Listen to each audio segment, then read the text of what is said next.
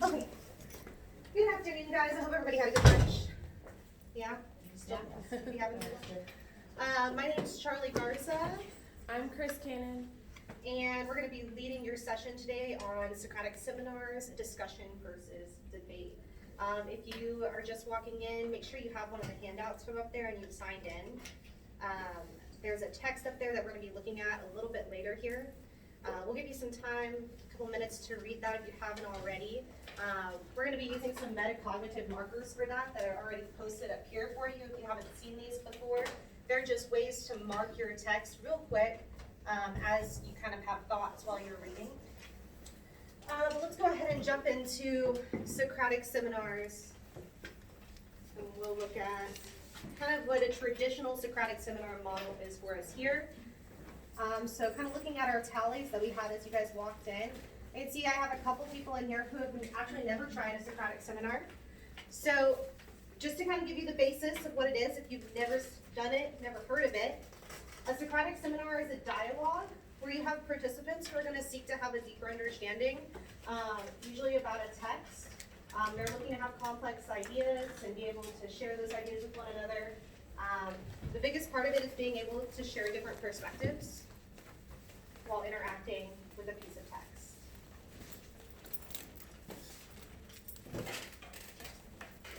So we're going to talk a little bit about discussion versus debate, because sometimes for our students it can be really difficult to tell the difference.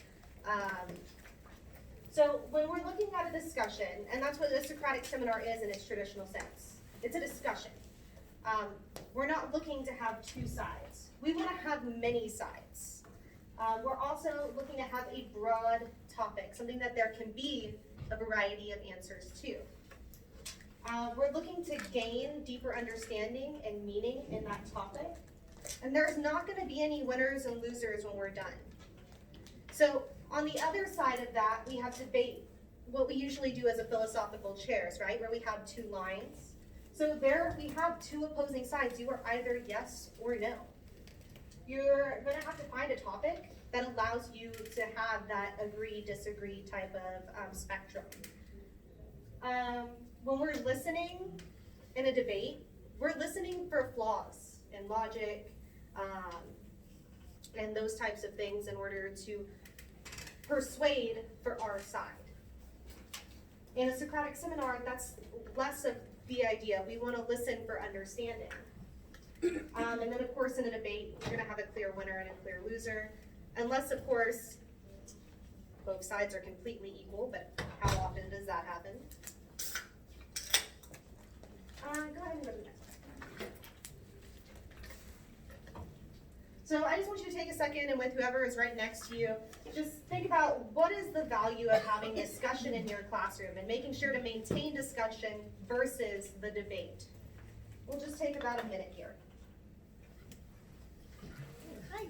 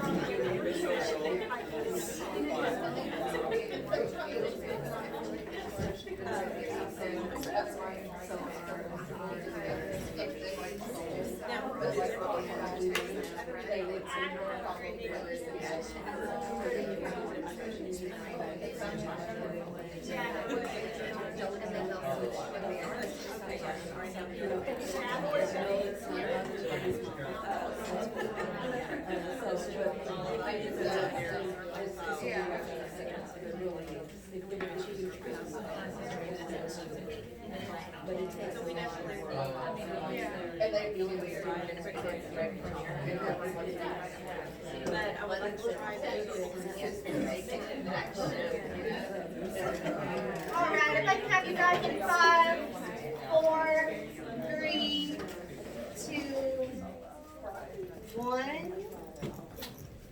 you guys. I heard some really good discussions going on. Chris, we can flip to our next one. Sorry. So I heard some of these things already, but we like discussions because they engage our students. Our students love to talk, okay? They especially love any opportunity to share their opinion about things.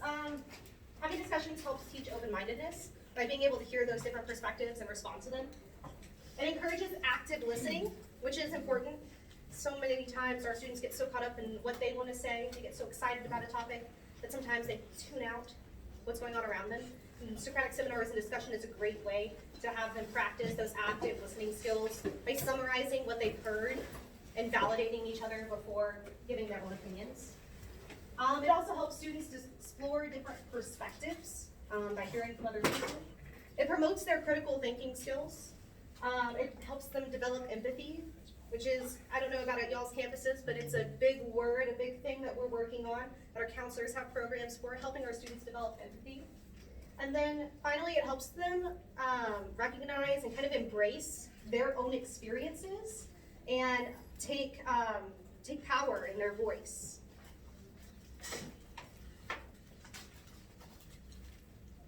So for those of us who have never done a Socratic seminar before, this might all sound great, but you're like, what is it? So the way it works is you start with a piece of text. It can be a short story or an expository piece. You're going to have your students prepare beforehand.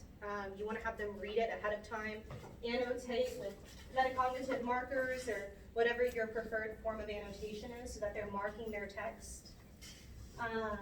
Finally, after they're done reading and they've done some annotating, you want them to develop some questions typically. Not every Socratic seminar works this way, and we'll talk about variations later, but in a really traditional sense, usually the students develop the questions, and they usually develop a few questions at some different levels. I've seen Costas levels of questioning used. Sometimes they're just literal, interpretive, connection-based. It just kind of depends on the teacher and how you want to facilitate that. And then it's always important that you review expectations beforehand. And as we go into talking about discussion versus debate and maintaining discussion, you'll see that those expectations are really important to have established before you go into the Socratic seminar model. So when we set it up, traditionally it happens in two ways. Either you have one full circle, or you have two circles with an inner and an outer, usually depending on class size. You want to be in a circle so that everyone can see each other. We know that part of our TEKS now is listening and speaking and thinking, and so this is one of the ways to hit those. You want them making that eye contact, right? I heard somebody talking about their students presenting and how they have so much trouble not just reading off what they have right there. This is one of those opportunities. You're in a full circle. You can look people in the eyes. You can make that eye contact, practice your presentation skills in a very low-risk environment. So when we do an inner and an outer circle, what we generally have is a partner or a co-pilot where you have somebody who is in front in the first circle and somebody in back who's in the second circle. Only the middle circle is having the conversation. The outer circle is supporting the inner circle, usually in some way. Sometimes we use sticky notes, people incorporate technology. Sometimes teachers will actually put together a form where the outside circle will record what they see and be able to write on their questions that they may have to pass to their inner circle partner. And then halfway through, you switch places. Go ahead and put. So once we kind of have everything set up, we have our circle or circles created.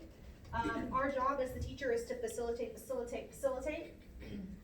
Socratic seminars is one of those student-centered teaching activities where we want them to do the majority of the work. Depending on if you've done this before, kind of depends on how much of a role you play.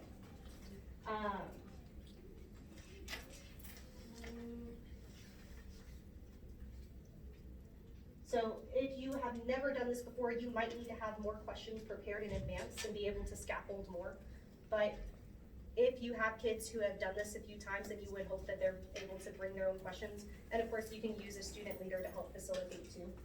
After your Socratic seminar, a big part of this is your reflection piece. Just as I teach Avid, And so just as the AVID coordinator hat, that is one of the things that our district director really emphasizes is you can have these discussions all day, every day, in your class, but if they're not reflecting about what they've learned in these discussions, then it's kind of pointless. They need to figure out, did my opinion change? Did I learn something new? Did I have, maybe some insight that I hadn't thought of before? I heard somebody were reading this piece on Harrison Bergeron, and they're like, oh, I've read this 1,000 times, it's hard for me to have an aha moment, but who knows? Maybe in our last group, we had some people that were like, oh, I never thought about that, and I have read it 1,000 times. So that's what Socratic does, but they have to reflect on that to really understand the value of the discussion. She's so right. It's a super important piece to have them do that. It's part of our backwards design thing too, right? Knowing where we're going, especially for future Socratic seminars, because an important thing to do too is to reflect on what did you do well and what can you do next time to improve, whether it's in your implementation of using textual evidence or participation in general. Reflecting is a key component of this whole activity. So we are here talking about discussion versus debate. So maintaining dialogue, not debate. We know our kids love to give their opinions, right? They love to have their voices heard. But we want to try in a Socratic seminar to maintain and facilitate an area where we're not getting into a two-sided right and wrong, yes and no, agree, disagree, my side versus your side type situation. And so we're just going to go over a few quick ways that you can kind of prevent that dichotomy in your classroom. Yeah, so for example, in my classroom, we've done 2 recently. We read an article on empathy and should doctors be empathetic. So I think our guiding question for the Socratic seminar was, why is it important to be empathetic? It was very broad, very general. They pulled in the article about doctors, but they also pulled in their parents, their friends, their teachers. Why is it important for your teachers to be empathetic? And so that, we had a great discussion on that. Whereas we did a philosophical chairs, which was, should all students be required to take AP tests or classes? And so that was our philosophical chairs where, half the room said yes, all students should be required to take some sort of honors AP dual credit class versus no, they should not. So that was very clear yes and no. That one was actually very, very two-sided. I had kids on both sides, but that's not neither here nor there. But so that was do you see the difference in the philosophical chairs, whereas they were going back and forth, whereas in the empathy Socratic, they were just talking about why it's important to be empathetic. Does that make sense? So as you're preparing, you want to make sure you set the scene. I spoke earlier about setting expectations, and that's pretty much what this is all about. You can do this a bunch of different ways.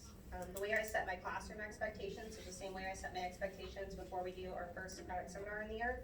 We do it together. How do you want to feel? How are you going to make sure you feel that way, but also everybody else is capable of feeling that way too?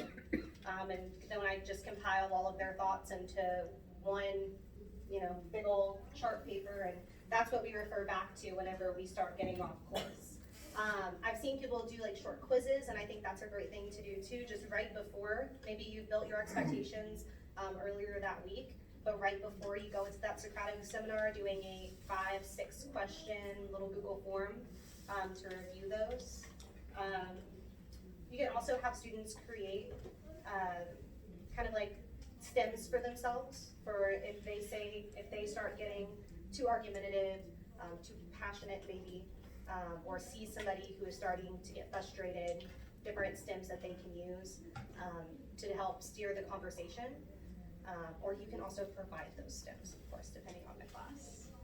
Yeah, on the opposite end of that, it's really good to provide those stems for your reluctant speakers. I heard you're an ESL student or teacher, and so that was one of the things that our ESL department's really pushing this year is providing those sentence stems, and that is helpful for when they, need to respond or want to respond but don't really know how to do that.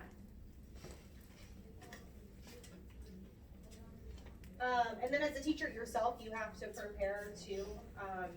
I like to kind of do the what's the worst that can happen game, right? What's the worst that can happen here when we read this text? What is the worst possible way that my kids can go?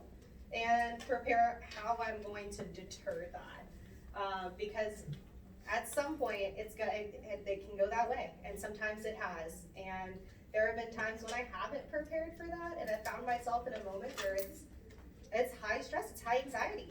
You don't know how to answer the question. And instead of being able to lead the conversation in a way that has like a really good resolution, you just kind of okay, let's move on to another question. And you do that when you have to, but if you can steer a conversation so that it goes to a productive direction, that's what you always want. So creating scaffolding questions for yourself, open-ended scaffolding questions you can ask your students to help them clarify their thoughts. Sometimes when we get very passionate, very argumentative, very defensive, it's just because of the phrasing. Like a lot of times with our students, they don't have the vocabulary to necessarily express themselves in the way that's going to be the most PC, for lack of better words, right? So we have to get them there. Also, sometimes having conversations with individual students beforehand, because you know your students and you know which students are going to be the ones to have the most assertive voice, and also the ones who are going to have the least assertive. And so talking to individual students before a Socratic seminar can be very helpful just to set individual expectations. Yeah, I have a student who likes to come in for tutoring before we do a Socratic, just to go over his questions, make sure they're right. And I'm like, they're questions, they're not right or wrong, but you know, it's 6th grade, they're so sweet. But he always wants to come into tutorials before we do a Socratic to clarify and to, you know, make sure, and then I still have to like prep him during our discussion, like, all right, you got it, you can do it. Come on, because in my classroom they have to talk to get a grade. Right, and that was one of the other things too, was using nonverbal cues. Yeah. Sometimes with students who need a little extra help, having that conversation beforehand and setting up nonverbal cues for either the assertive student or the reluctant student. Maybe it's just like a thumbs up to let them know, like, okay, pull back a little, or I need you to get in there. Yeah. My teacher eyes. Giving them the teacher eyes, that works too. And then steering the conversation, we already talked about that a little bit, but that's another way we can help keep the discussion going and refrain from the debate. Sometimes when we get into those points of contention that become the one side versus the other, just being as the teacher and paraphrasing what's happening there, again with the vocabulary and broadening what we're saying. Taking it back to the text, because Socratic seminars in their traditional sense are always text-based. Taking it back to the text can be a good solution, just to kind of steer us back to our goal there. And then also reframing the question, same thing with paraphrasing a point of contention. Sometimes it's just the way someone has phrased their question that creates that yes or no. And that happens for us as teachers even. Earlier when we were talking about this, we were giving some examples, and we realized, no wait, that example we just gave for a Socratic seminar, that's not how we actually meant to phrase it. We meant to phrase it in a broader sense, but we had phrased it in a yes and no format. And so the students do that themselves a lot too. They don't realize that they're not leaving it open for multiple perspectives, just in the way that they're framing it. Okay, so the real question is, how do we make this work in our classroom? So for my people over here who have said, I do it a couple times a year, I do these all the time, you're probably here more to find out, like, how can I make this work a little better? How can I tweak it? So these are just some of the ways that I found and Chris has found, and that we've heard from other people, that they do this in their classroom to make it work for them and their students. So using different types of texts. I know some people like to do this with informational articles versus some like to do it with short stories. I personally am a short story person. I love doing a Socratic seminar. I love doing a Socratic seminar with a book. We read a book last year, and every week we would meet together on Mondays. And I didn't call it a Socratic seminar, and I didn't move the room, but it was. Every week they came in with questions. Every week we facilitated discussion, and they answered each other's questions about the book. And we were doing things, we were going through and annotating, and they had to find things for theme and figurative language and characterization, and they would answer those questions for each other. And it was an amazing experience. Ditch the seating. Like I said, I didn't move my room every time. I can't move my room every time right now. I have a different class every period. I have 8th grade honors, 8th grade on level, 7th grade on level, 8th grade honors, 8th grade on level. I go back and forth each and every class period. Unless I'm gonna do a Socratic seminar in all 3 preps, I can't do it. so we don't. We leave the room the way it is. It's okay, my desks already kind of face each other. It works. You can have questions prepared for your students. I've done this before too, where I gave them the questions beforehand, and I wanted them to look for the textual evidence beforehand because it was with a novel. And so they would go and find that textual evidence and pull outside sources, which was really fun and helped build research skills. Incorporating talking pencils, I've seen that done. So when you're sitting in your circle, for your reluctant students, this can be good too. Everybody gets, kind of pencils. Every time you speak, you put it in. I've seen people do it where, okay, once your pencils are gone, you can't talk anymore. Everybody has to use their pencils. If you don't use your pencils, you don't get a good grade. Be pretty effective. And then using an observation form for that co-pilot can give them a job. And there's tons of these that you can find online, where sometimes they're building questions as they go to pass their partner. Sometimes they're critiquing their partner on, are they participating? Are they using logical fallacies? Are they giving good arguments or good points? Those types of things. And this can also be part of your reflection too. You could do it all on one page. I've done like 3 before me, so they have to make sure that they're not, again, dominating the conversation. So they have to wait for 3 people to speak before they speak again.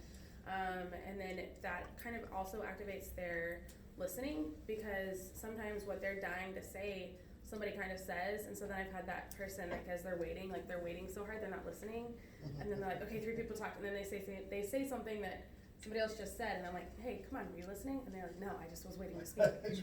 And I'm like, okay, well, you gotta listen, you gotta use those listening skills. And so they're like, ugh, and then they get frustrated. But again, that's in our TEKS now, which is something that they don't know how to do, especially we're in middle school, so they don't know how to listen, especially not critically or actively. I love the summarizing, like having them summarize beforehand. Like, okay, I hear you that you said, and then summarizing what they say, and then I agree, I disagree, but I also think, and there are some stems that you can use for that too to help start, insert summary, here's transition to your own. Yeah. Is it in the Avid one? Yeah. I see them somewhere. And that's, if you don't have access to my Avid, or even if you Google like Avid Socratic Seminar, you can find it. If not, reach out to your Avid coordinator, or me. I can leave my email. And those are all there. One of the other things, what was that? Oh, like you can do, I think we've already mentioned this too, but like they can either have their Chromebooks or iPads with a Google Doc where they're communicating with their co-pilot. Again, I teach middle school, so they're on games when they're co-pilots. So I like the sticky note thing. I've never tried the observation form. I'm gonna try that. But I also make sure that I am tracking, like even if it's just tally marks, like I have a list of my kids and I'm tallying as they're speaking or as they're, and they know that they can get points off in the outer circle as well. So it is, their behavior and their participation in the outer circle is graded as well. So yeah. Does anybody, do we want to ask, does anybody have any questions right now? Because we are going to participate in a Socratic seminar. Oh, I remember what I was going to add. When you said ditch the seating, just kind of how we did in our first session, we just stood and got in a circle, which is what we're going to do in a minute. But I am close to, or I used to be in a portable, so I could go outside if I didn't want to rearrange my room. And so that was fun. I used to be close to a portable, or the courtyard, so we would go to the courtyard. And then, or things like where you just maybe have like a large, again, for high schools, I think it's better than the middle schools. Our middle school hallways are so small, but even if you can find just an area kind of out here, like y'all have here, where you can just stand in a circle. It gets them out of the classroom. It gets them, out of their seats. And it's just something a little bit different that sometimes they like, and they just bring their article, depending on how, again, you know your kids and how well that would work. I'm sure I could do that with some class periods and not with others, but just kind of changing the environment I find is helpful sometimes. Does anybody have any questions, but also just other things that you do that we could potentially add to this list? Oh, one of the things I do have my outer circle do is debate, not debate, but a discussion on the on Google Classroom and the background up on the screen so that they can respond to what people in the circle are saying. Oh, Another I discussion love on the that. screen. And that way you can monitor what they're. Have you ever done it with Pear Deck? Does it work, do you think it would work really well with Pear Deck since it loads through? Probably. I've never done it with Pear Deck. I've only ever done it. I would think it would. Classroom. Right, that's what I was thinking, I could see Because that, they can put comments. yeah, and then the inner circle could address their comments and questions, that's pretty cool. I have a question. Is there a class size that this would not work with? How many would I've done it be- with up to 32. So what about, I mean, the smallest class size that Oh, I never you have would small think that classes. would- I just do one circle. So you don't have the co-pilot and it's just one. And how many are in that one circle? I've had anywhere from 6 to 15. Okay, that's what I wanted Yeah. to know, thank you. After 15,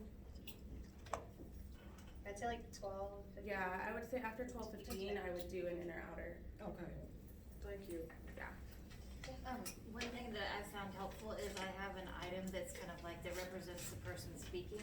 So they, will pass a ball or A talking something, stick. yeah, a talking stick, and then it's always been a dilemma of, do we wanna raise our hands, do we wanna just feel comfortable to speak, and you have to fill that out, but are y'all gonna talk about that? No, I just was agreeing. I often, will say, okay, well, whoever spoke last, cause they'll all wanna raise their hands, so whoever spoke last is the person in charge of choosing the next person.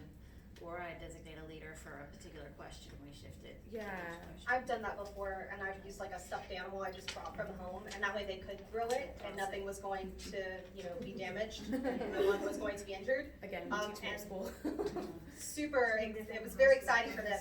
Even my kids who don't like to talk, they wanted it so that they could have the toy, and, Yeah. they would talk, just for the opportunity to be able to have the bear and then throw the bear. Yeah, that was one thing we didn't talk about is I usually do designate a student leader. And again, your classes, I usually just, as soon as we set up, I'm like, all right, who wants to be my student leader? Really their only job is to kind of facilitate that discussion. If it starts to die, they say, okay, who wants to share the next question? Or they kind of pick the first question, because I've always had my kids come with their questions. And so then that student leader would just kind of just guide that, and I always run into like they're raising their hands and I'm like, oh, we're just talking, like nobody, like it's a discussion, just share.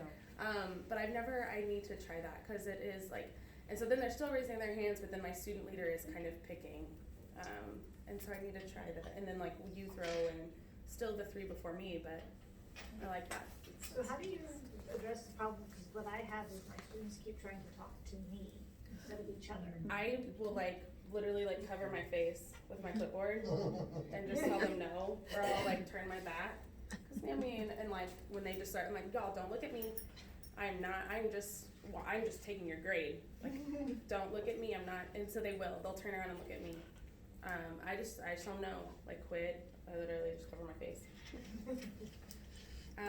One of the things I didn't mention also, when you have the co-pilot and the pilot with your reluctant speakers, maybe your ESL students, your SPED students, I picked this up from our Avid Excel teacher, Ms. Stone, and she had them, so they would share their questions, the student leader would kind of pick which question, and you kind of know, as you share your questions, the class will go, oh, that's a good one, or oh, I never thought of that, and then they're like, okay, well, we're gonna talk about that question, but have them turn and talk to their co-pilot first, and that way they can kind of build some confidence, and so they can answer that question with their co-pilot before they have to share, and that way they have some confidence in their speaking, because how many times have you even asked a question in general and it's like crickets,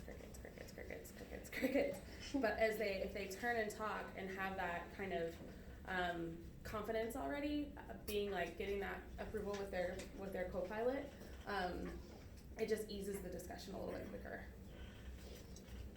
So with that, I think we're gonna try it ourselves. And so this is something I'm sure a lot of us have seen. If you haven't, you probably will very soon. So we're gonna ask you to create some questions using the text we gave you. And instead of doing across those levels of questioning or literal interpretive kind of thing, we're gonna ask you to use these depth and complexity icons. If you haven't seen them, these are a tool by Jay Taylor that they're kind of trying to implement district-wide. They're kind of going subject by subject. and rolling them out. So they are exactly what they look like. They're literally just icons, small visual cues that help kids to think more deeply with depth and complexity about an issue. So for your 3 questions, I just ask you to pick 3 icons to kind of represent your question or to guide you in your thinking of that question. And so we'll give us about 3 to 5 minutes to do that, and then we'll stand up and circle up and talk about some Kurt Vonnegut. All right. Yes, ma'am. I haven't seen these icons before. Could you give us an example of how we would utilize one of these to form a question? I've never seen it before. Okay, so, like with ethics, You could talk about like, is it fair to handicap people or Correct. something like that? yeah, over time, how have we, so you can think about the context of when this was written too, like 1961, how did we see, the kind of the issues and the situations that he brings up in this story apply to modern day societies, here or across the world. Big ideas would be like your theme type questions, patterns. You could look at different types of literature now, like the dystopian YA literature that's very prevalent compared to this short story. Language of the discipline is just literally any language of our English discipline. So we're talking tone, mood, any of those types of things. And then over time, how would this have changed? Or how have things changed over time? How has Kurt Vonnegut almost predicted, like, parts of how we are now? Yeah. Thank you. Yeah.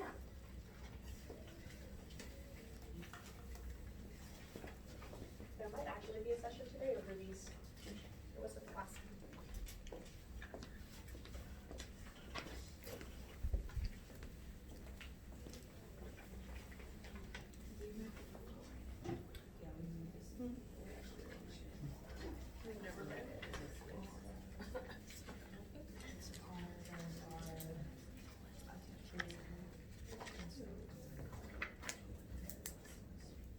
For middle school.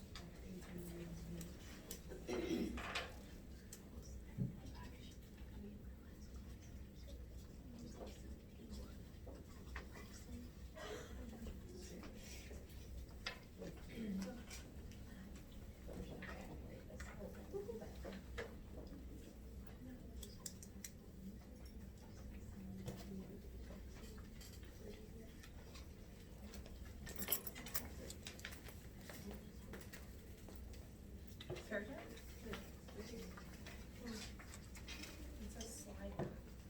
When the kids see the slides on their device, and they can interact with it, so it's like an interactive session. So you can pose a question and then the kids can type in their answers and they're able to answers up on the screen, so their answers are, you can scroll through their answers and everybody can see their responses.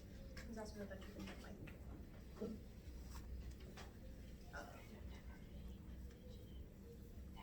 kind of been, it's a, it's a big thing. All of the videos and the sessions today are used to get for those sessions.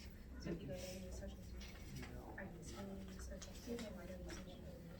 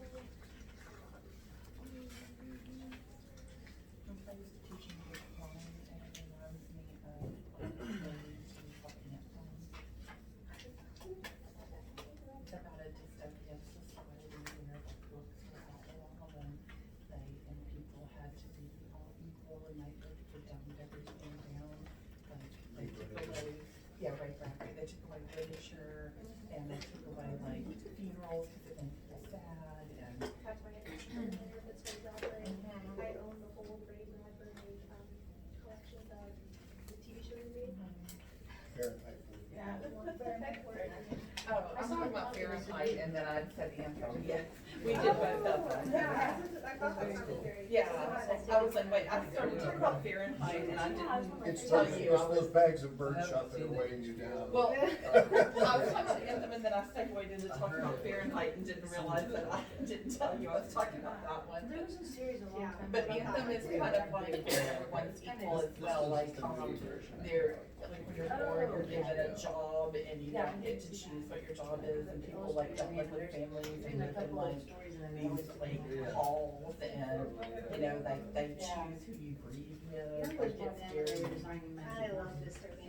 Oh, really? Yeah, the kids are like, wait a minute, what happens when you're 21? My kids are, they were something to be or not to be. Oh, that was good, yeah. But then they made the new Fahrenheit movie on HBO, but it has nothing really to do with the other one. It was very loosely like, and they were all, yeah, they wanted to watch it, but I was like, Yeah. I made them watch the old like one. That's from how I the am with the 60s. gamer, is I don't, we're not gonna Yeah. watch the movie, guys, I'm sorry, it's not good enough. Okay, I think we're finally there. So, if you would just go ahead and stand up kind of where you are and just kind of position yourself so we can all see our bright smiling faces.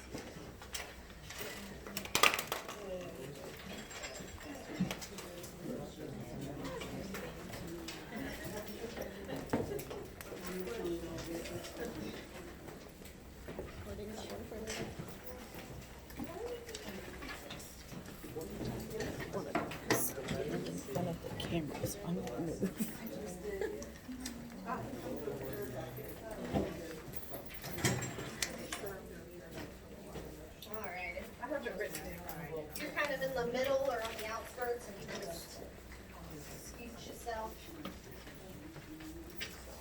Oh, I'm the only one of them yet. Yeah, that's not cool.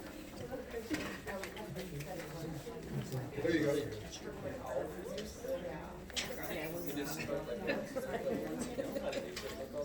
Okay. Alright, so we all have our text. We all have a question or two or three.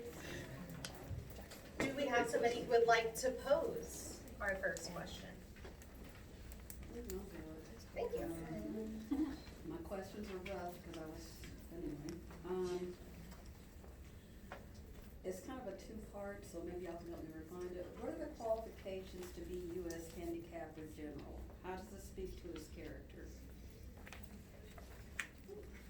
Her character. Her. That's right. Diana Glampers. I wrote the question early. Yep. It's been a while since I read this story. I'm not sure you could answer that from the I'm not sure I saw the qualification. Yeah, I mean, like, how would you possibly know that from reading the story? Well, the kind of creative ways that the handicapper general and other people have developed to keep a person who's overly intelligent, they're buzzing in his head, making weird sounds every 20 seconds. They have to wear weights on their bodies so that it makes them more clumsy than they would normally be.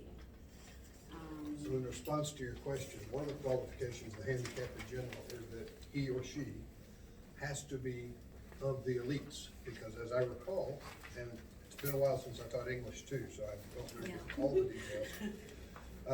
But as I recall, she is not handicapped in any way. That was the point. And the elite always exempt themselves from, just like Congress, not having to have the same health insurance as everybody else. I was gonna say, how this, to me, Glampers kind of reflects the dichotomy of that normal versus elite. I mean, you have a lot of juxtaposition. I mean, for one thing, she's an expert marksman. Right. Very few people can sit there, fire a rifle. And she doesn't twice have and something shoot going their off in her target. ears to distract her.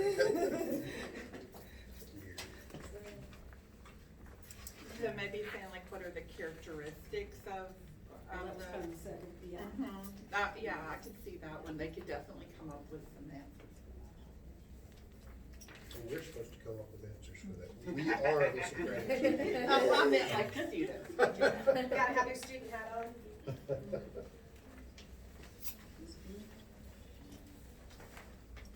Is there any limitation to the kind of question we can ask, or can it be?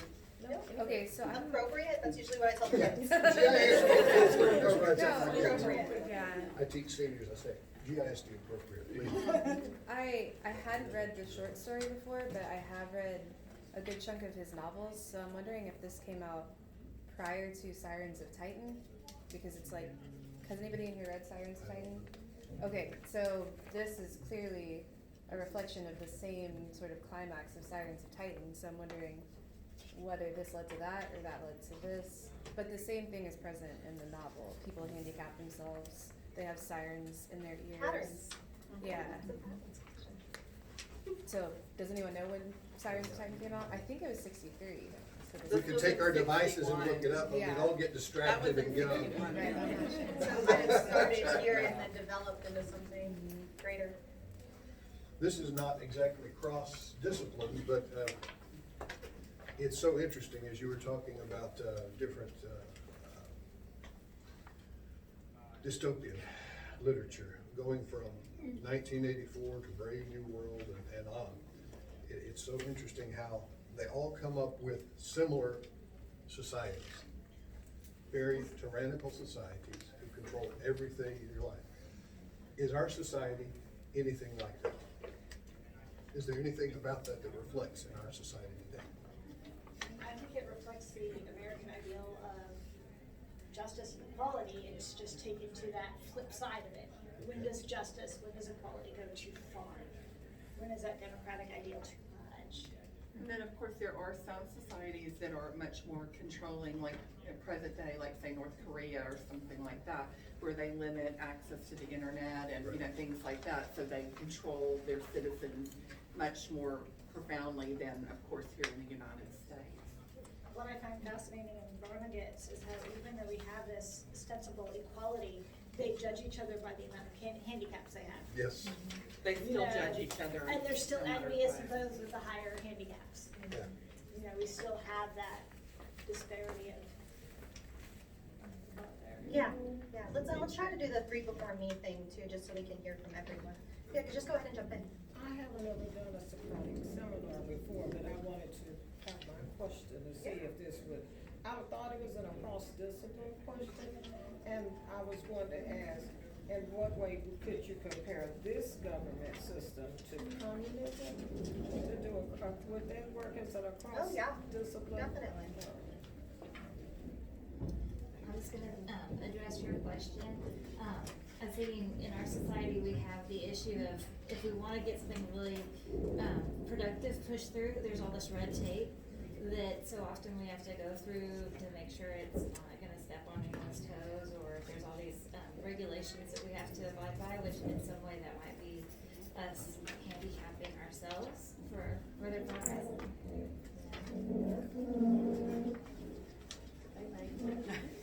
Does anyone have a big idea question? Did anyone do a big idea I question? did what is one theme of the story, and like how you could maybe make a connection between a theme or idea in this story with another story that you've read, like another book or another short story.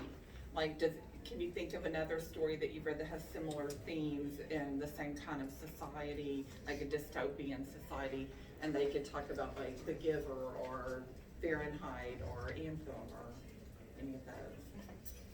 Because those are ones like they might have read, like in say English 1, so I teach English 3, so then maybe they would have some, you know, factual basis to pull from, you know.